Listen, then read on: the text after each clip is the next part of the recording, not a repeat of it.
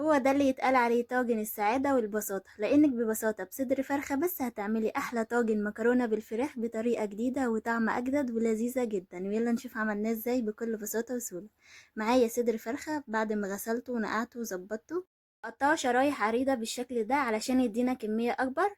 وبعد كده بقى بتبله بنص معلقة صغيرة من الفلفل الاسود والبابريكا وبهارات الفراخ ورشة ملح بسيطة، واخر حاجة شوية زعتر ونص عصير ليمونة. وهقلب بقى وميكس الكلام الجميل ده كله. وكمان انا كنت نسيت اضيف نص معلقه صغيره من التوم البودر، ضفتها دلوقتي.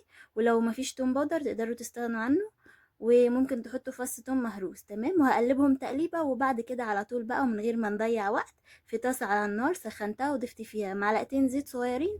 وبعد كده بقى هنزل بشرايح الفراخ بتاعتنا علشان نشويها كده على الجريل بالشكل ده. وطبعا النار بتكون متوسطه. تمام.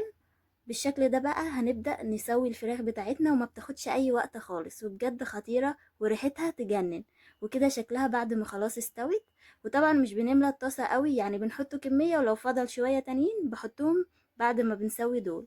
وبخرجهم كده بقى في طبق خارجي. وكده جهزنا الفراخ. ندخل بقى على المكرونة بتاعتنا. كنت حاطة مية غلت، واول ما غلت ضفت لها على طول المكرونة قلم بتاعتنا، وكمان شوية ملح صغيرين. وهسلق المكرونة عادي جدا. يلا بينا يا حبايب قلبي ندخل على البشاميل. ببساطة في حلة على النار حطيت فيها معلقتين زيت ومعلقتين زبدة أو سمنة. وبعد كده ضفت عليهم 3 معالق كبار من الدقيق.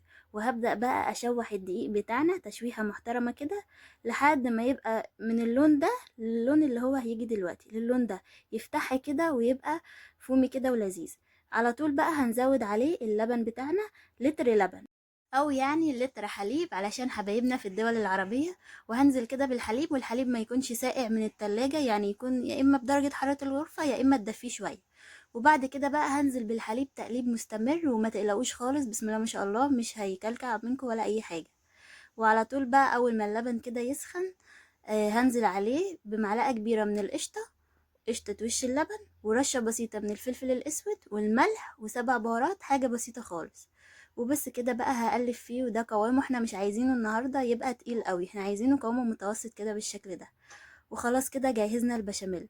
نجهز بقى الطاجن بتاعنا علشان ندخل على طول الطاجن الفرن. معايا طاجن دهنته شوية زيت كده بساط والأطراف كمان. هحط بقى المكرونة بعد ما سلقناها وصفيناها، وعليها شوية بشاميل محترمين كده. وعايزين المكرونة تتنغنغ كده في البشاميل، يعني انا نزلت 3/4 كمية البشاميل في الوقت ده كده على المكرونة وهقلبها مع بعض. وبعد كده بقى هرص الفراخ بتاعتنا على الوش بالشكل ده، وبسم الله ما شاء الله شايفين منظر الفراخ يفتح النفس لوحده. واخر حاجة بزود الربع الباقي من البشاميل على الوش كده على الفراخ، وكمان شوية زيتون شرايح واختياري لكن هما بيخلوا طعمها في حتة تانية، ورشة جبنة موتزاريلا.